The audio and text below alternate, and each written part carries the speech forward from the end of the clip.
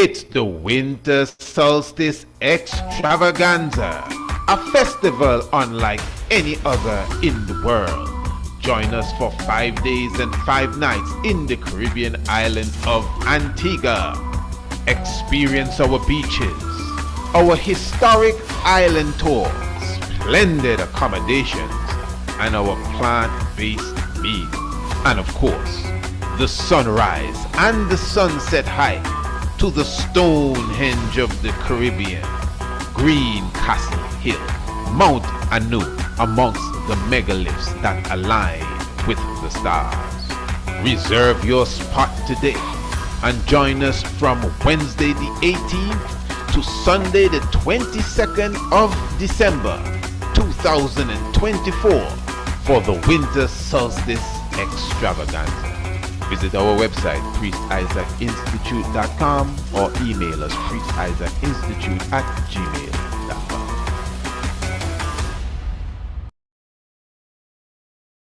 What are you wearing? What are you wearing? What are you wearing?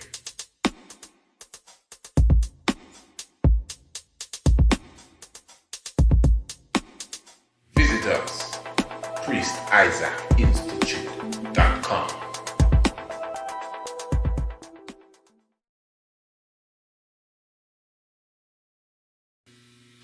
Family.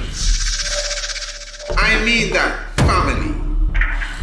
Our youths, our young ones, our children, we need them, redeem them, and clean them. You see them, or else the enemy will come and scheme them.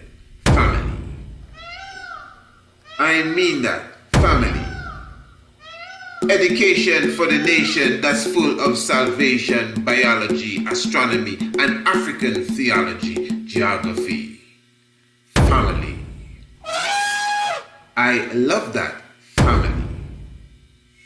Whatever the age or the stage, that youth will be engaged with tutorials, activities, and videos from the studios of the Priest Isaac Institute of Holistic Knowledge. Family. The International Homeschool program is designed and recommended for all ages. The psychological state of our children is very important, especially in the environment that most of us live in.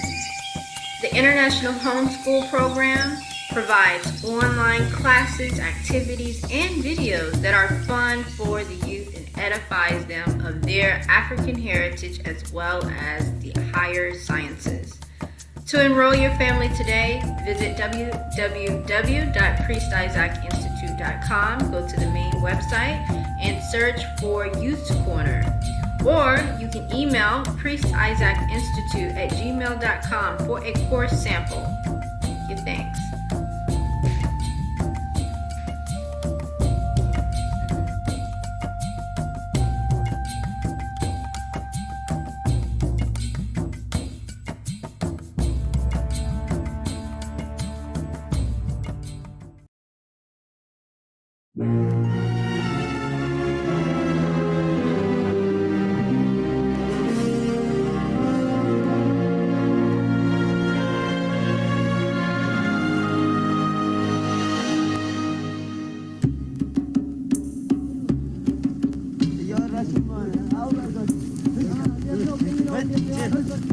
While churches rose to the sky in Europe, in 12th century Africa, they were being carved out of the ground.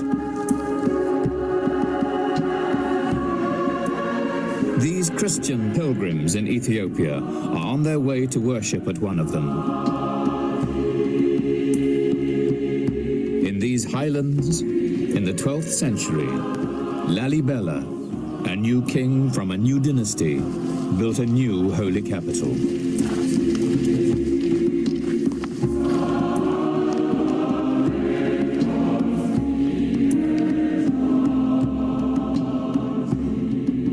Today, Lalibela's legacy lives on in the physical splendor of the churches and the traditions of their guardian priests.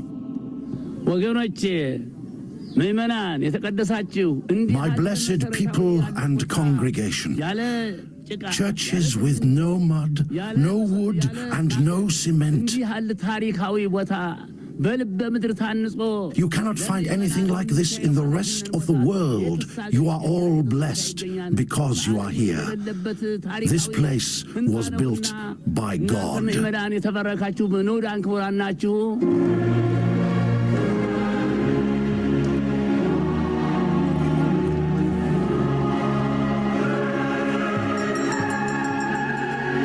Every year on St. George's Day, pilgrims gather to celebrate a faith that has endured here for 16 centuries. These Christians claimed that God brought the Ark of the Covenant and the tablets of the Ten Commandments to their land. On holy days today, priests carry on their heads replicas of the tablets, wrapped in gilded cloth.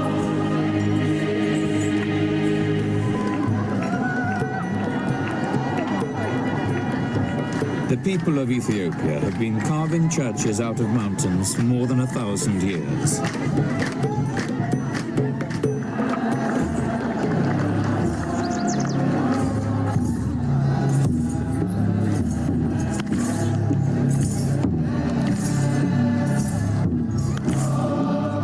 But the 11 churches of Lalibela symbolize their achievement to the outside world.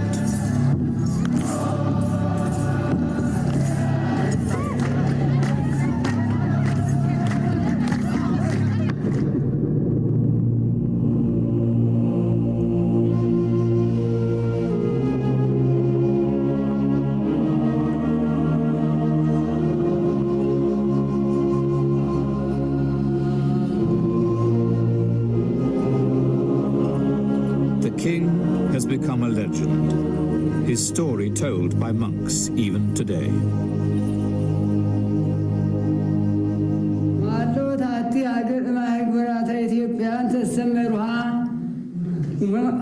There was a city called Roha, where lived a man who belonged to one of the most noble of families, one of the richest in gold, silver, garments, precious stones, servants and maids. He had a child who became the mysteriously named Lalibela.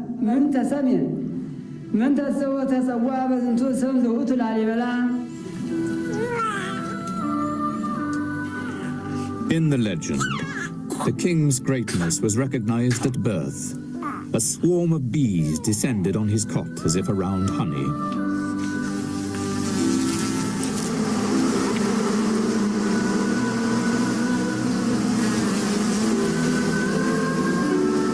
His mother named him Lalibela, which means the bee has recognized him as king.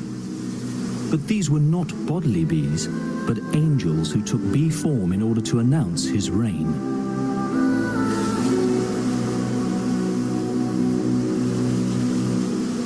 God sent one of his angels to bring Lalibela to heaven, to show him the most holy of churches. Lalibela, the story goes, ordered tools to be made to carve temples like those he'd seen in heaven.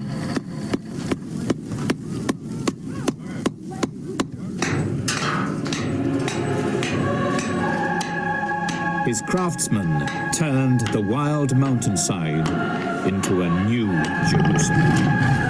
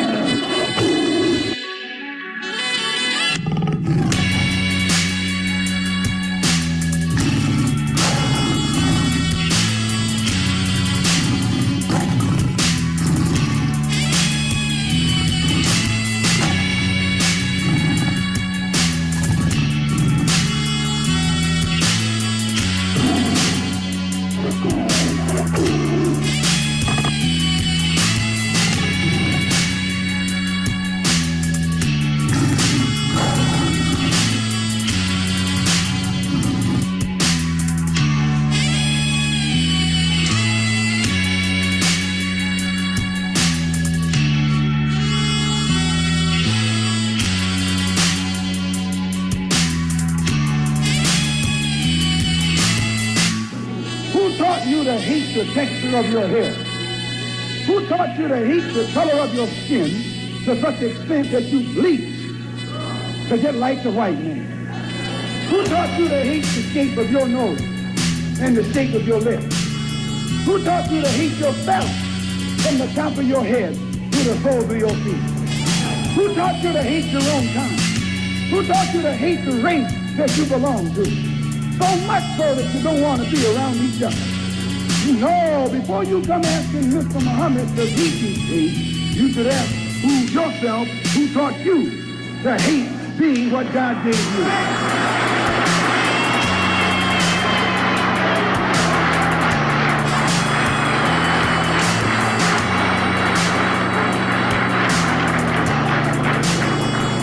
We teach you to love the hair that God gave you.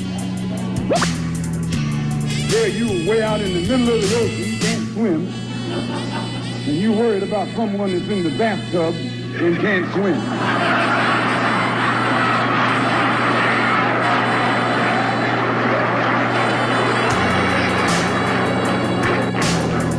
We don't steal, we don't gamble, we don't lie, and we don't cheat.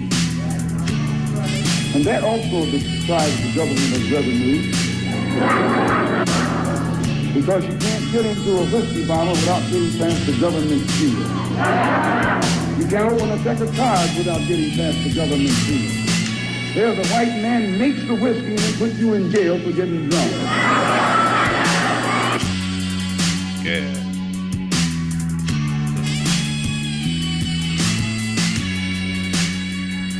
Down to such sound.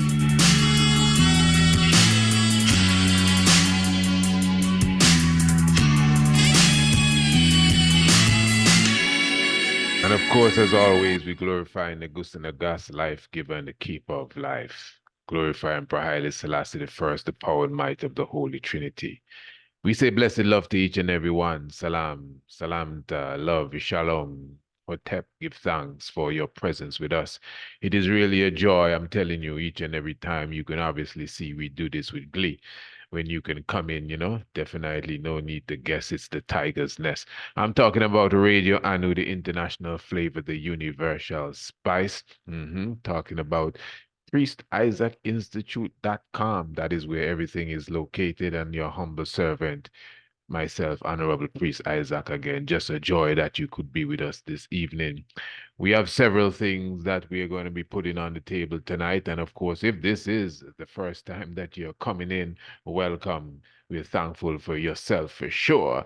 Again, this program comes to you each and every evening, well, Monday to Thursday from 7 p.m. sharp Eastern Caribbean time, right here on Radio Anu. And of course, this is a program where we bring you information and vibration and inspiration and a lot of knowledge and definitely things to take you to another level. That's what it's all about here. And obviously, as you could see the pictures on the wall. Rastafari is his name. Again, Royal Family, several things we want to put on the table, although everything will be basically around the same subject area. And of course, let me just highlight that we will be premiering some portion of this program on Radio Anu TV, which is the YouTube. So yeah, we would have dubbed that Radio Anu TV. So we are just asking the royal family that is, you know, watching us on the YouTube, of course, give the videos its respective likes and share the link and all of that good jazz. But of course, when we are completed on the YouTube, just press the link that is in the description below the video, and that will take you straight to Radio Anu, of course, for the continuation of the program. And of course, we're going to go deep this evening because let me make it clear, we here at the Priest Isaac's Institute of Holistic Knowledge, we are standing firm with Ethiopia. And of course, one may say, well, of course, that ain't nothing new. We always stand firm with Ethiopia. I know, but you know, on a geopolitical level, you definitely have to make it clear when it comes to certain actions that are taking place. Now, of course, Previous strong again, those who may be just coming in, those who are joining us for the first time, give thanks for your presence. But for last week, as they say, it is the last week. We don't intend to be ever week again, so that was the last one. But of course, previous strong last week, as they call it, we were highlighting the situation in Ethiopia as it relates to civil tension. More so, I think we spent the most of the time on the situation with the Tigrayan region and the central Ethiopian government. But of course, you know it's not just Tigray and Addis Ababa, but again, there's a lot of complexity here, although you know it shouldn't be so complex because Haile Selassie the first would have united this into one. And this is the knowledge and the information that we need to bring to the front line for ones to understand that in our history we have an individual that was not only the Prince of Peace but the King of Peace. Let me show you, family. Remember, it is Haile Selassie the first, and we're going to be talking about that this evening too. Remember, Haile Selassie the first. We're talking about the peacemaker, and yet still the chief revolutionary. Remember, it is he in Biafra, in the Congo. It is Haile Selassie the first that went on the front line, with the war with Algeria and it was and Morocco. And Haile Selassie brought that war to an end, according to the documentary we highlighted about a month or two ago. The narrator was clearly showing you that Africa had showed the whole world how to make peace amongst the brothers. And I'm talking about in the 1960s. So even the issue that we have in Ethiopia, and from time to time, individuals like to bring up the name of Menelik II and Haile Selassie, you know, to somehow take these characters and bring them into the quagmire of today. And the more we study the history, the more we realize anybody that do that, they're just trying to be vindictive or they really don't understand their history. I'm telling you. And again, I would challenge anyone to look at their history properly and tell me if Menelik II did not, well, I would say engulf all of these different territories, these people could not boast today that they were never colonized. Keep in mind, family, that history would show, and most historians, professors, etc., would show that the Ethiopia that you know today is not necessarily the Ethiopia, for example, when you read in the Bible.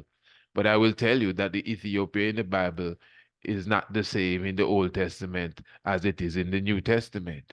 In fact, even the Ethiopia in Genesis may not be the exact borders of the Ethiopia that you hear spoken of in the book of Isaiah. And there's nothing wrong with that because history is fluid as well. You know, it's not just stuck in stone or written in stone or rigid or stagnant or anything like that. So many ones would utilize the kingdom of Kush and replace the terminology Ethiopia with Kush. That's not necessarily the right thing to do. Remember, the term Ethiopia itself really comes from the ancient king Ethiops. And the Greeks who know of this ancient king will say that this was the land of Ethiops, and they would have just called the place Ethiopia. You know, so people will argue, well, Ethiopia is a Greek word. All right, fair enough. That's debatable. I understand what you're saying. But do not give the word Ethiopia to the Greeks like, you know, as if they manufactured this in their lab. They literally took the name of the African king, Ethiops, and just said, well, these are the people of Ethiops, the Ethiopians. That is why they, the Greeks, not necessarily us, you know, they refer to the whole land of Africa as Ethiopia, obviously with obvious understanding of what was taking place there. That's why we highlight from time to time in the book of Nahum, chapter 3, verse 10. If you study it properly, it clearly shows you that all of Africa was one, with a central power in Kemet, in Norway, in Thebes. That's positive, without a doubt, at least from the biblical point of view, the biblical perspective. And we highlight this in the book, The True Biblical Land of Israel. Of course, you could visit the website, you could visit the magazine, and of course, even take a look at the true biblical land of Israel. So we highlight that all of Africa was once governed by a central power. And that is why the Greeks could have the nerve to refer to the whole land as Ethiopia, the land of the King Ethiops, the land of his people, the same mythical Prester John. You know how long Prester John, people looking for Prester John? Hundreds of years. Over 700 years, people going back and forth to Ethiopia, to Africa, to India, trying to find Prester John. He lived for a very long time, eh? Very good. So again, programs we would have done in the recent past there, Prester John. And remember the whole science of John as well. We just recently did a program on the science of John and Yahya and Ionis and the fish god, the baptizer from the Sumerian culture. All of these things have their foundation in Ethiopia. And I know I'm saying a lot of things, but you see, this is why if you're not a subscriber for the Tiger's Nest program, you should be a subscriber, because you'll be missing, if you're not getting everything we're saying here, that means you missed a few programs, eh? And when you're a subscriber to the Tiger's Nest, you see, that's the main thing. You never miss another episode at all, because we email it to you. You understand? Every day after the program is done, you get the Tiger's Nest in your inbox. So just make sure you keep close to us. It's a very simple thing to do. You're on the website. The subscription package is right there on the main page, or you can just email us, Priest Isaac Institute at gmail.com, and let us know that, hey, I would like to be a subscriber to the Tiger's Nest radio program, so we'll never miss another episode again. So you did have the the lordship of Shoah, as we mentioned before. You had the Gala people who had their own kingship, the kingship of Wallo, the kingship of different areas. But what Menelik II did, even taken from the example of King Theodore II, Tewodos II, is Menelik would have united. In European writings, they say he conquered. Okay, maybe you want to call it that, but he basically united many of the different tribes, many of the different groups, many of the different kingdoms. You understand? One of the biggest factions that Menelik held on to was the Somali people. I want you to get that good, family. The Somali people, and that's the horn part of Ethiopia. You hear about the horn of Africa? Well, Ethiopia have its own special horn inside of the horn. The main horn is the Somali region, but inside of Ethiopia, to the east, the southeast of Ethiopia, you have that horn. Well, a good part of that region there is the Somali people region. What they call that area there? The Ogaden. Hmm? So a lot of these people, the Somali people, are directly related to the Somalia people. They're basically one. But the thing is, the Somali and the Ethiopia, they're one too. Ain't no real difference of none of these people here.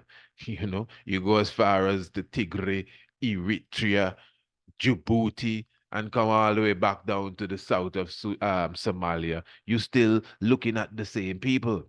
Of course, you have different types of, if you want to say Black people, African people, but all in all, you can see that these people are one people. There's no great difference between a Somalia and anybody in Ethiopia. That's what I'm speaking of. But the point is, though, according to their reckoning of their ethnicity, The Somali people, you would find them in the southwestern part, southeastern, pardon me, mostly in the southeastern part of Ethiopia, just within Somalia. So the Somali people of Ethiopia, I mean Ethiopian citizens that are of the Somali tribe, they more live in that region there, which is inside of, somewhat like a puzzle into the region of modern day Somalia. I think you get that good. So that is why you do have that tension amongst those people with Ethiopia in general. Somehow they believe, well, we shouldn't have been a part of Ethiopia. We're supposed to be a part of Somalia. Now, I would not be romantic about it and pretend as if that tension did not always exist, even from the time Menelik II would have brought them into the fold. But the reality is, the reason why these things escalate today is because of lack of knowledge. As I would have said in a previous program, when Menelik II, quote unquote, conquered that region, all Hara and these regions here. That's why Hara is considered the fourth holiest city in Islam. All of that, Hara itself is a holy place for the Islamic people. But just consider this. We know the history. Menelik II was loved in Hara. Ras Mokenen was the governor. And then the Dejmak Tefari was the governor, both of them. That's the son of Ras Mokenen, governors of Hara. And the people love Ras Mokenen. Everybody that any historians can tell you that the people of Hara love Ras Mokenen. They love Haile Selassie as the Deshmak Tefari. Even Haile Selassie's son became, I think it's Mokenen too, became the governor of Hora. I stand corrected if, but he became the governor of Hora. With the point I'm making, how people that you just conquer love you so. And they despise you today. People that born when you off the scene, but somehow they just despise you. Enough of these Ethiopians that despise Menelik, were they around when Menelik was there? All of these people are talking about Menelik. I wouldn't even mention Haile Selassie. Let's go Menelik now, because that's a long time ago. Were they born when Menelik was around? Talking about this is what Menelik did, and Menelik should have. I hear some historians saying Menelik should have chased the Italians all the way out to Eritrea. And it's if he did that, Eritrea wouldn't have the problems with Ethiopia that it had today. Imagine that. That's how grateful we are for Menelik II. If he did that, Eritrea would have the problems with Ethiopia today. Hey, imagine that. You blaming siblings fighting amongst themselves on the father that made sure that they could be alive today just to have these quarrel amongst themselves. I don't think we understand the greatness of Menelik II. Let me repeat. These people that are saying today, ones who have been robbed of their history, that's why they can talk about Menelik II, so because they never learned anything about Menelik II, because their father and their grandpappy refused to teach them about Menelik II and Haile Selassie I, because we are Somali, and we are Oromo, and we are Tigrayan, and we have our own flag. All of them have their own flag, Yeah, and we want our own language. Haile Selassie had us speaking Amharic. Up to today, I still can't get it out. We're still saying whatever they say in Amharic. We need our Tigrayan language back. We need our Somali language back. We need our this back. No, I'm serious. It's a serious political gripe that we have in the midst of our people. You need to understand this, especially those of us that say we are Rastafari. Long time we say Ethiopian, singing Ethiopia. Nothing's happening in Ethiopia. Rastafari don't have anything to do with this. We have no say. There's no input. Haile Selassie said, Africa awaits. its creators and creation. That's a well-famous excerpt from a speech that the King of Kings gave. So who are these creators and creators Africa waiting for? You understand? So we know it's us, I and I. So just drawing a picture there for you, again, with understanding when you go into these subject areas so you can get it real good because it's more up to date happenings I want to speak about this evening. I really wanted to go into this situation with the tension between Somalia and Ethiopia. And when I say Somalia now, I mean the Somalia that that is divided from Somaliland, because you must keep in mind the world recognizes Somalia as the Horn of Africa.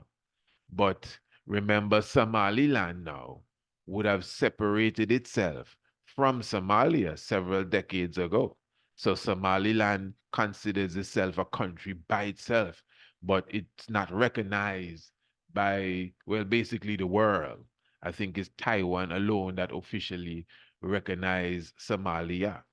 And Taiwan itself have its own little issue there because nobody really recognized Taiwan as a country. It's well, not nobody, but it's a confusion. You know, Hong Kong considers that Taiwan, or China considers that Taiwan is China. But anyway, so that's geopolitics for you. And this is a very important point because the main issue at hand is Ethiopia's access to the sea. Now, listen to me good, because this is what we're getting into this evening. Ethiopia now, as you know, when Eritrea got its independence from Ethiopia in the early 1990s, after Mengistu and the Derg fell, Eritrea separated itself from Ethiopia. So at that point, Ethiopia lost its access to the sea. That's very important. I mean, you want to do trade via the sea, the seabed, marine. So Ethiopia now, although it had semi-okay relations with Eritrea for some time, and then they started to fight heavily, and then they became friends again, and I think right now the relationship is a bit sour again. But anyway, Ethiopia had access to the sea via Eritrea, but for whatever reason, that didn't really work out.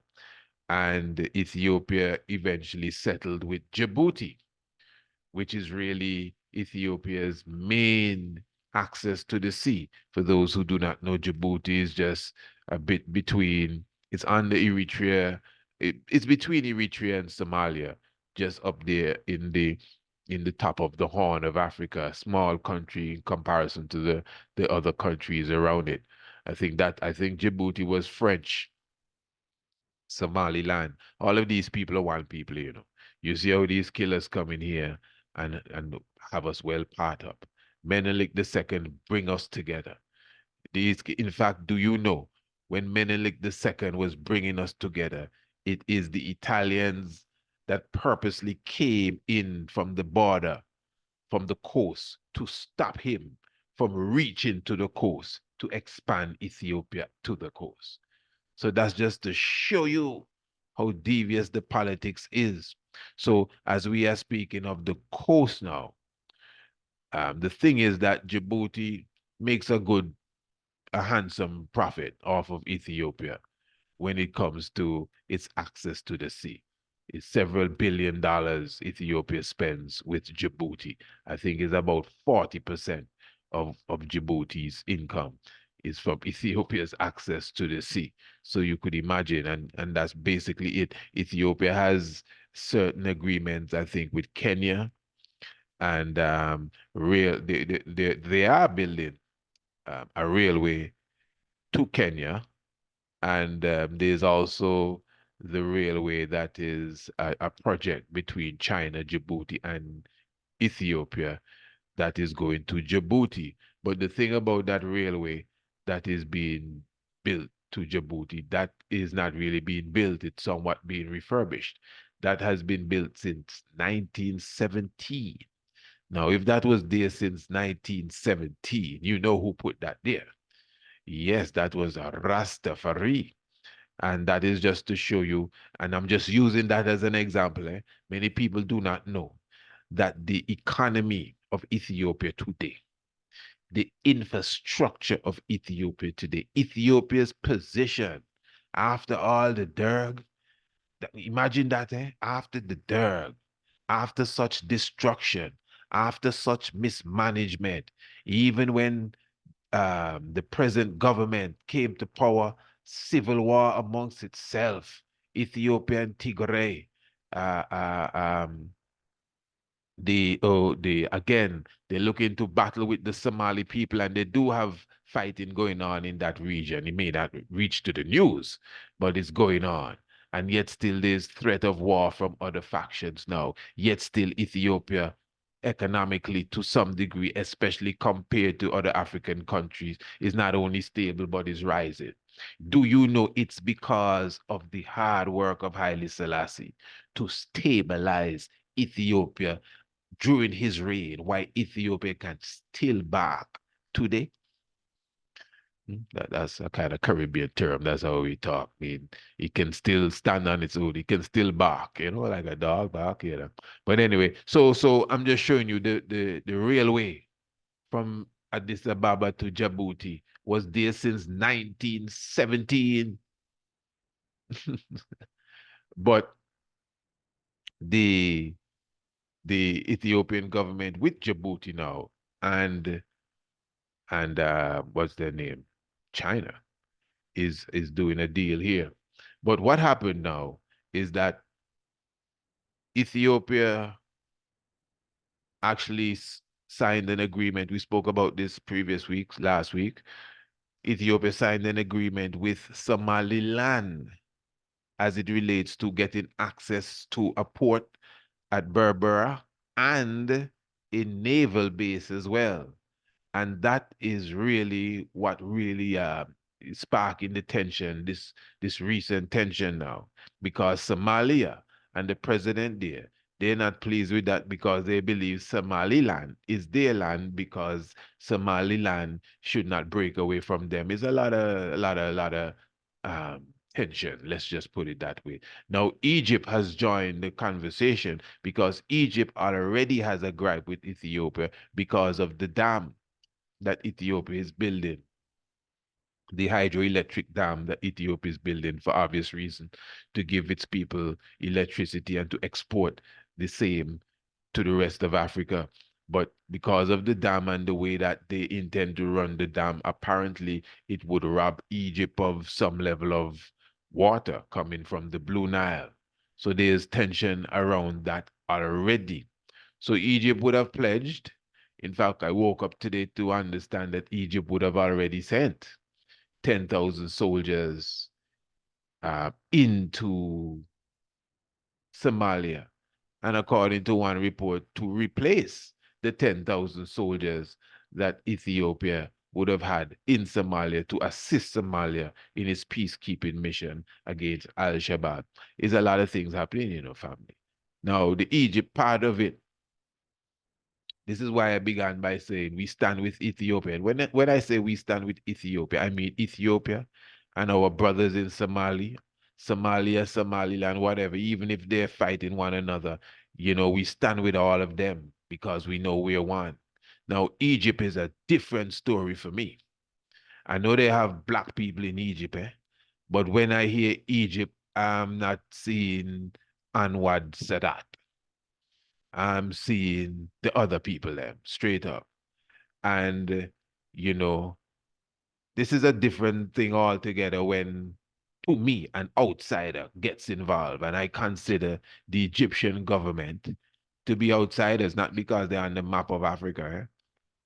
No, this is very serious. Now, Djibouti, according to the latest news, would have entered this whole conversation and said that they have a proposal for peace, wherein Djibouti is said to be offering Ethiopia another port. Not the same port that Ethiopia uses, but another port. I can't tell you the details of all of that. I don't know if a naval base is involved in this deal, but Djibouti is said to be offering Ethiopia another port. So now that would somewhat allow Ethiopia to reconsider its decision of going into Somaliland and setting up shop there, which would aggravate Somalia. And Egypt is siding with Somalia and seems to be ready to make war with Ethiopia on the side of Somalia. You see what's going on? And this is up-to-date news that I'm giving you right here on the Tiger's Nest. So that is what we'll be getting into in a moment. That was just the introduction. That's not the program. And as you can see, that's to show you the type of value you get, when you tune into the Tiger's Nest. That's the introduction. I was just giving you an idea of where we're going this evening. But before we get into the subject, I want to share something else with you. And it has to do again with, it's within the same region. Of course, the Mawe Haile Selassie. Remember, we did a program just the other day. I think it's about 3 strongs now. And this was a program directly highlighting the aspect of Haile Selassie I as a revolutionary. I wonder if you can remember that. And because some people did a program, a brother and a sister, 2 sisters did a program on another network. We are not going to go into that again. But they were critiquing the King of Kings as a revolutionary. And it comes like they gave him a C- or something. But anyway, we couldn't stand for that. And we did a whole program, I think it was about 2 hours long, I took to explain, the reality of Haile Selassie being the top revolutionary that the world has ever seen. Again, I'm not going to go through all of that. You can even visit the YouTube channel and see that for yourself. But what I wanted to do is just to quickly highlight 2, let's say, episodes by 2 females, really, directly related to Ethiopia. And these 2 females, the statements that were made directly or indirectly dealing with Haile Selassie, showing his revolutionary stance. Because remember, when he's being judged or critiqued as not being revolutionary enough, one fellow was speaking about going to England in exile and all of that kind of stuff.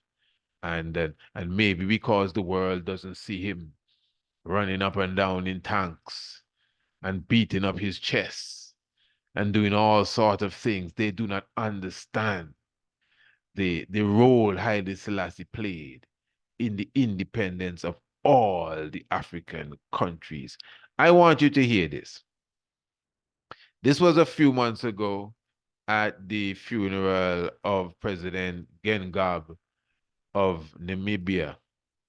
And the Ethiopian president, this is Sister Saleh Wok. She was, and that's the president. The president is a woman. The prime minister is a man. And she was given a statement. I don't think it's the eulogy itself, but she was given a statement on the late president.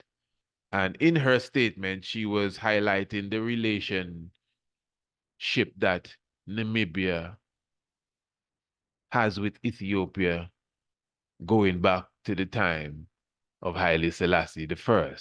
She didn't mention the king's name, but the date and time she's speaking of is Haile Selassie I. Let's listen to this. Ethiopia and Namibia's relations date back to the 1960s, long before Namibia's independence, when Ethiopia and Liberia the only African countries member of the League of Nations, took the case of independence for the then Southwest Africa to the International Court of Justice, challenging the continuous presence of South Africa in Namibia. Okay. Disappointedly, the court ruled in favor of the apartheid South Africa. President Geingob just said, "We sought justice, but were served injustice." But Ethiopia didn't relent. Yes. The successive governments of my country continued to provide diplomatic and political support to SWAPO while giving military training to its combatants as well as pilot trainings. Now, listen good, eh? So in the 1960s, the Ethiopian government brought the case, because remember Ethiopia was a free government there, brought the case of the independence for Namibia, as Namibia was really caught up with even South Africa. And, you know, it was rejected at the time. But the president went on to say that Ethiopia continued to, you know, give military support and training, even training of their pilots. In fact, it was the Ethiopian Airways that even brought the first president back to a free Namibia when they got their independence. Just a bit of history on top of that.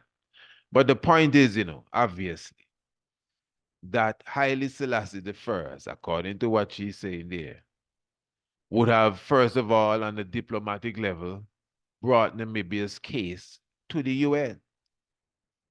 And that didn't work. So he decided to start to train soldiers. Remember, that is not unique, you know. For Namibia, when it comes to Haile Selassie, we would have already highlighted even people like Brother Nelson Mandela and other great African leaders would have come to Ethiopia to receive training. Not just training. Nelson Mandela was given a passport and a new name when he was an outlaw, so he could travel around Africa to do whatever it is he had to do to go home and free his people. That's the blessings he get from Ethiopia. And one's trying to question the revolutionary mind of Emperor Haile Selassie I.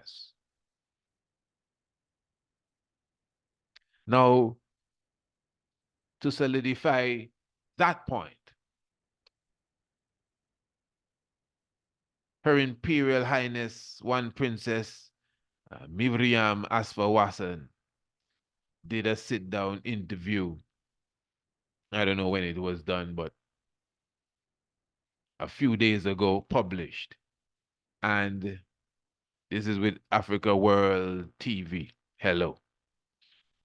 And the interview was really concerning Bob Marley and the movie that was done about him. But there was an aspect of the interview where Princess Miriam was highlighting again the revolutionary aspect of her grandfather, which is Emperor Haile Selassie I. She was asked a question here concerning Rastafari and its origin, and I think where the name comes from. Rastafarian started by Marcus Garvey in 1930. Is that so? And he said in one of his speeches, "Look to Africa where a black king will be crowned." And this was a time when the emperor was still Rastafari. And Ras means the head. Tafari is the name of my grandfather, his proper name. Before, oh, proper name. Okay. Yes, his proper name. He became Emperor Haile Selassie when he was crowned. Okay. And that's his Christian name too. Okay. Haile Selassie is a Christian name, and he used it when he was crowned emperor. Okay. But before that, he was Rastafari. So the name comes from that. Yes. As it happens, he was crowned. And the other thing, I think, why Marcus Garvey looked upon him, he knew when he became king, and other Rastafarians also knew when he became king and emperor, that he helped secretly the liberation fronts. Hold on, you hear that? She's saying that Her Highness is saying that Marcus Messiah Garvey knew, and other Rastafarians knew, that Haile Selassie I would have helped secretly. That he helped secretly the liberation fronts. For the liberation fronts, for example. Kenyatta was in prison in Manchester, and he would send money to him. Kenyatta, Jomo Kenyatta, was in prison in Manchester, and they would send money to Kenyatta. To other liberation fronts in Africa.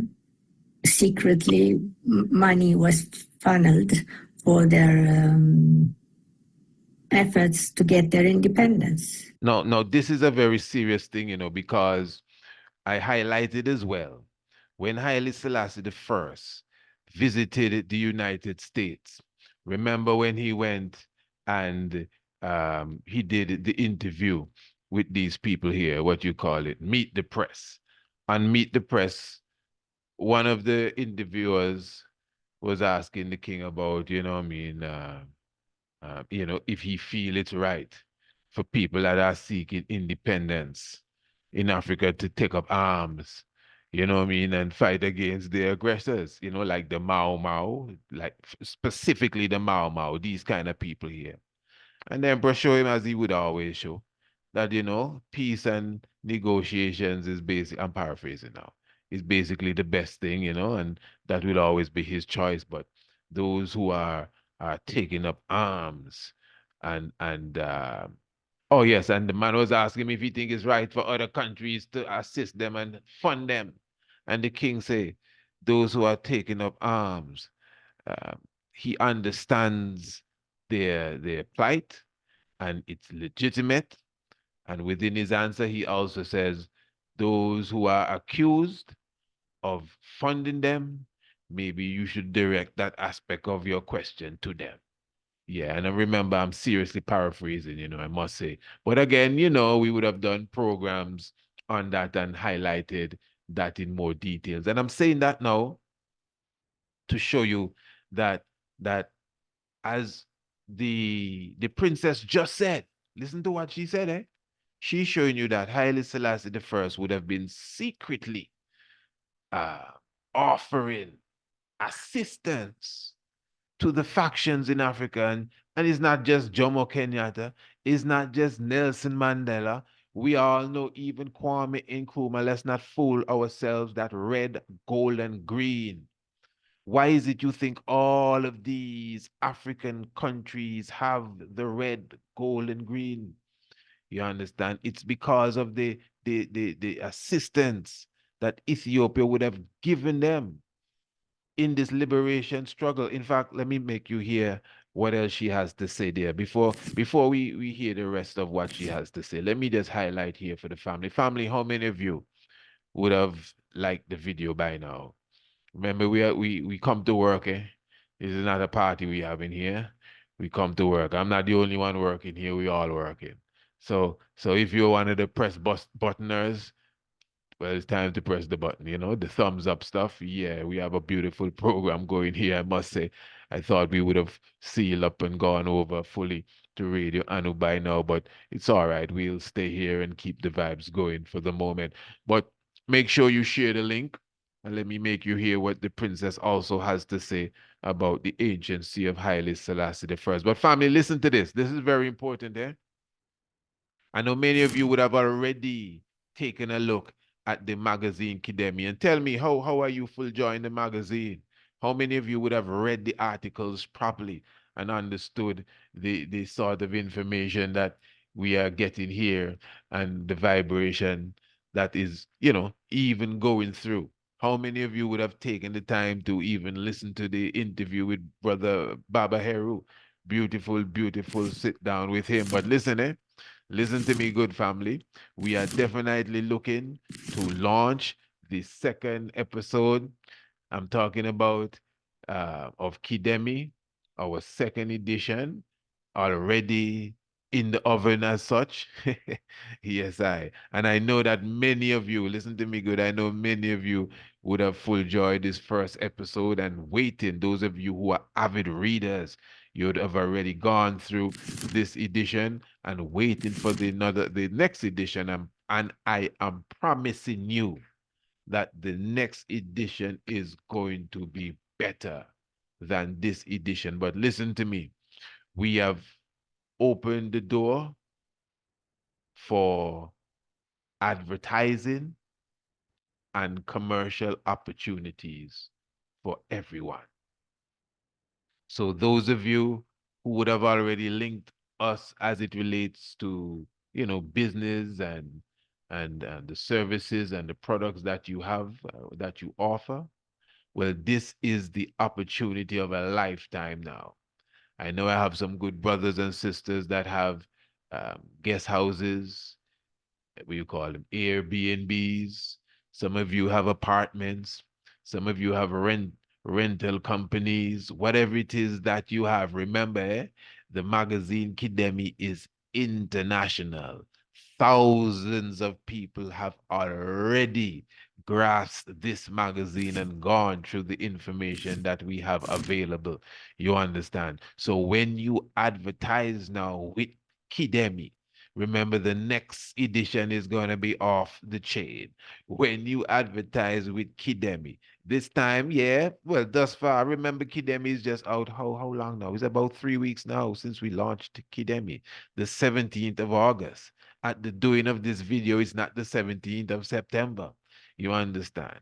And I'm talking about thousands of people would have already received Kidemi, would have already gone through the pages. So we're looking to hit tens of thousands and hundreds of thousands even before the next episode is out. You must understand this is a growing project here. So millions of people will be seeing this, and none of the episodes, none of the issues, the magazine itself will go out of style. You understand? So you got to keep in mind when new people subscribe to Kidemi. So if you subscribe to Kidemi on our fourth go around, we're going to send you the fourth magazine, but we're going to send you the third and the second and the first that you may have never seen. So when you advertise with our magazine, your advertisement is eternal. And as you would have seen, every advertisement has a click. So we have a click that can carry you straight to your website, straight to your Facebook or Instagram page, wherever you have your business, where people can come and interact with you. If you have a video, just in the same way that you see us play our videos, we have the video link, or you can put your ad right on the page. Live and direct, that is how this online magazine has been created. So I'm telling you, we have great opportunities available for anyone who wants their business, who wants their services to reach international, to reach the people of the world. You're thinking about the 8 billion people that are on the planet now, not just the people on your block and the people downtown and all of that. You understand? It's good you can reach them too, but we need to expand. And the magazine Kidemi does that. You understand? So I am encouraging everyone, to contact us. You know how to do that. Visit the website. The information will be there eventually. Or you can email us, Priest Isaac Institute at gmail.com, and let us know that, hey, I would like to be a part of the next edition of Kidemi. I would like to get one of the full page ads, or I would like a half a page ad, or you could get a quarter page ad, or you could get a 1/8 page ad, or you can get a full spreadsheet, which is double page. Is up to you. Very economical, of course, and of course, royal family. The main thing is, if you have a product and you have a service, it could be the best in the world and nobody knows about it. It's a waste of time. You understand? So that's why promotion is the key. And this is another thing. You're not just promoting in our magazine. What I'm telling you is what I practice. We promote our magazine. I know many of you would have come across the magazine on Facebook. I know many of you would have come across the magazine on Instagram. Not sent to you by us in your Facebook page, or on your Facebook reel or whatever you call it. But we advertise on Facebook. We advertise on Twitter. You would see it on LinkedIn, even on TikTok. So we promote our magazine. So every time we promote our magazine, guess what? We promoting your product if it's inside of the magazine. You understand? So if you're serious about your business, if you're serious about your reach, if you're serious about your cash flow and income and clientele, you understand, you must advertise. You must be known. People have to know you to at least reach out to you. Again, you could have the shiniest, the fastest, the sweetest, the loveliest, the prettiest, but nobody know about it. You understand? So definitely I would encourage everyone to reach out to us. Your spot is right here. Look at, for those who are watching on the YouTube, look, it says here, this is your space. Advertise with Kidemi.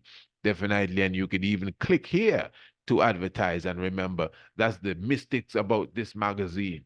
Whatever it is that you are promoting, the audience can read about it. The audience can hear it, see it, observe it in real time. And that's the beauty of it. Kidemi. All right, beautiful. Okay, where are we now? We haven't reached the main event for the evening as yet. Family, remember, in a moment, we will be moving forward. For those of you on the YouTube, we're asking you to press the link in the description below, and that will take you straight to Radio Anu for the rest of this reasoning this evening. As I promised a moment ago, I want to return back to the good sister Princess Miriam, and she was speaking of, the revolutionary aspect of Haile Selassie the first. But she's going to add a bit to it now, because she's quite critical of the Rastafari religion. Oh yeah, she seems to be one of them serious mothers there. She critical of a few things. Um, she don't seem to like anything going away outside of the way that it has been set.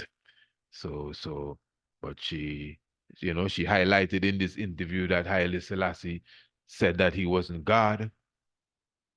And she read the speech or the interview he did with Bill McNeil when he said that, I'm a man, I'm mortal, and I shall be replaced by the oncoming generation. Sometimes I always, not sometimes I always, sometimes I say that, to myself, why is it that ones keep running for this? But you see, it's our fault. That's why we know Rastafari is not a religion. The fact that you bring that to us is because you think Rastafari is a religion. So you believe bringing that to us. Look, he said he's a man. We're supposed to say, oh, he's a man.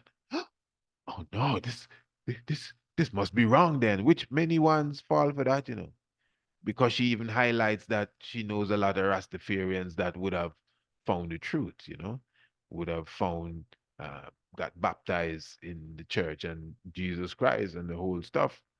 So I know she's definitely for that that strict cultural way of looking at it. Let me put it like that. But anyway, she will continue. In fact, she's actually wrapping up the section on her grandfather, Haile Selassie I, and as it relates to him being a revolutionary. Listen to this. And that also played a part, not only him being a world leader of the African Union coming to Addis Ababa, although there are different components that took place before it came to Addis, but why they agreed to come, it was in respect. The biggest part was in respecting him and loving him for what he did for the independent movements of the different countries in West Africa, in East Africa, South, and so forth. No, you see? So she's saying, and when we set up the OAU, that's the Organization of African Unity, it was decided that Ethiopia would be the headquarters because unanimously everyone respected him for what he would have done in the assistance of getting the independence of all them other countries that were coming in. So you see, you know, as Prince Joel Mokennen would have said, there is this purpose, you know, agenda to lose the history of Haile Selassie somewhere. Like, oh, we can't find it anymore. Yeah, purposely. Look at the value of the king. In a sense, the emperor, the dynamics of Haile Selassie is more than we even imagine. And we have the nerve to be sitting back and trying to diss the king. That's why I don't play with that, you know. Trust me. It could have been his own family. Believe me. Well, I mean, don't get me wrong. Hold on. Let me take my time and speak. You know, in the tradition of Ethiopia, you know how to humble yourself and respect your elders and royalty, etc., you know.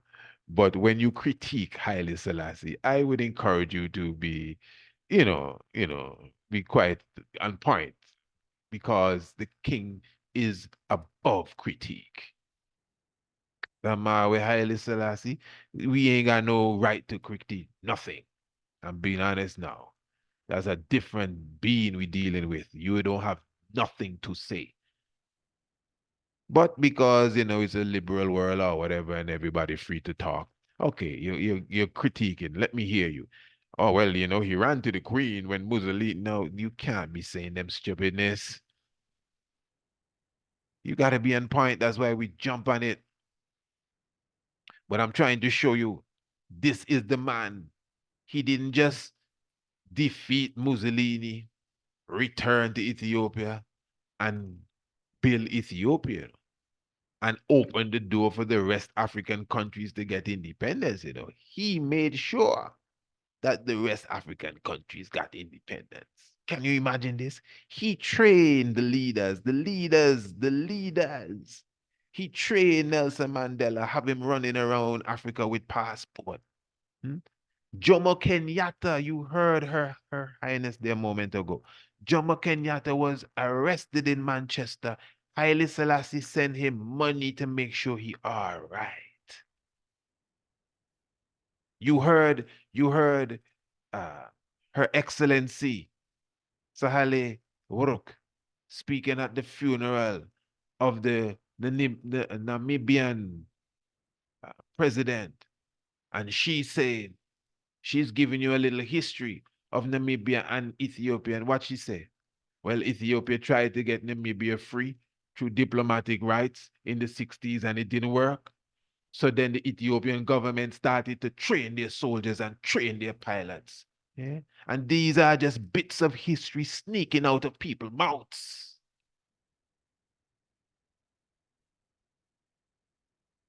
Pardon me. But don't know, it's Haile Selassie we're speaking of. Imagine if people start to talk the truth. The king free up all of Africa. The king is God Almighty. Nobody. Anybody want to debate? I ready. Nobody. can stand up in that fire there. God Almighty, no human being that walk on the earth, nothing that exists, no sun, no planet, no comet, nothing higher than Haile Selassie the first. Telling you, nothing. It never make before. That's how I see Haile Selassie. But anyway. Yes, Royal Family, give thanks for your presence with us. Let me tell you now. So, those of you who are watching, the link is in the description below. We're going to have a wonderful program this evening. That's how we do it on the Tiger's Nest. Those of you who don't tune into Radio Anu regularly, I don't know what you're up to. What you're watching? Tennis? Radio Anu is the Radio Anu is the place to be, eh? Definitely the hub of consciousness all the time. So the link is in the description below. You should be pressing the link already, and we keep the vibes nice. As I said, the main reasoning this evening, we're going to be talking about the situation taking place right now in Ethiopia, Somalia, Somaliland, Egypt now coming into the fray. What's Egypt's problem? What's them Arabs' problem? Trying to make contention, but give thanks Djibouti step in and say, hey, we don't want no problem. We don't want no war. Let's see if we can work it out. Hey, family, give thanks. As I said, share the link, eh? Share the link. Those of you who may not be pressing the link to come to radio and who at least press the thumbs up button. Give thanks. Life giver and the keeper of life. Tiger's Nest, full effect. We don't need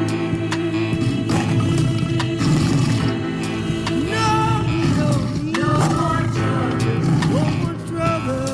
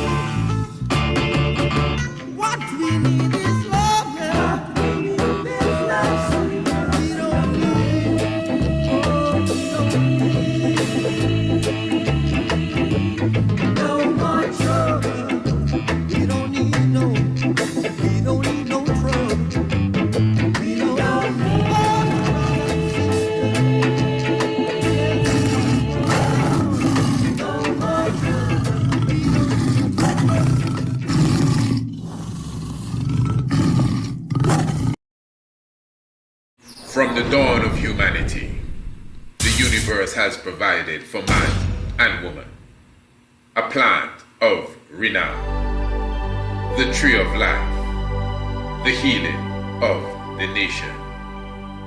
cannabis sativa.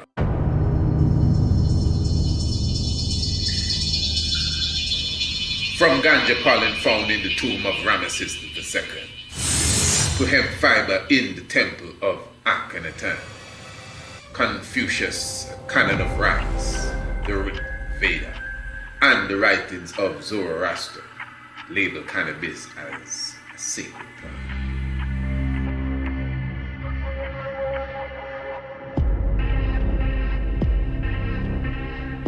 Marijuana, Mafaizan in the Orient. It is the spiritual plant of Rastafari.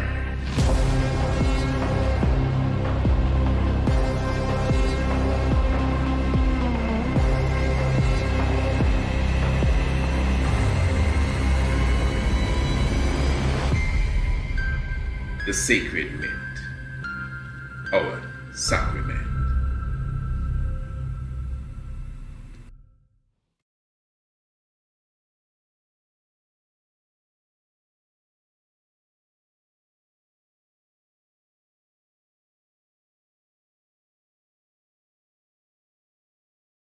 It's the Winter Solstice Extravaganza, a festival unlike any other in the world. Join us for 5 days and 5 nights in the Caribbean island of Antigua. Experience our beaches, our historic island tour, splendid accommodations, and our plant-based meals. And of course, the sunrise and the sunset hike to the Stonehenge of the Caribbean, Green Castle Hill, Mount Anu, amongst the megaliths that align with the stars. Reserve your spot today and join us from Wednesday the 18th to Sunday the 22nd of December 2024 for the Winter Solstice Extravaganza. Visit our website, priestisaacinstitute.com, or email us priestisaacinstitute@gmail.com.